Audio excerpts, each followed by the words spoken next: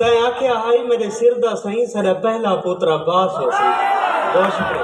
बहुत शुक्रिया सर। मैं आख्या हाई एक धी हो सी जेड़ी मेरी छेकड़ी आस हो सी। तैं आख्या हाई मेरे सिर दा सही सारा पहला पुत्र अब्बास हो सी। तेको याद वदे तेरे नाल जड़ा मैं छेकड़ी रात गुजारी है। तेरे नाल एक बहस मुबासे विच मेरी 20वीं सिगरेट जारी है। तेरे नाल एक बहस मुबासे विच मेरी 20वीं सिगरेट जारी है।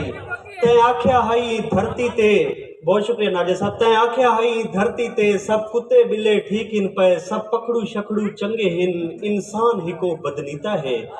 कल यूनियन कौंसल विच गया तेरे पहले पुत्र दा नाम सुन के रूह खून दा मातम कीता।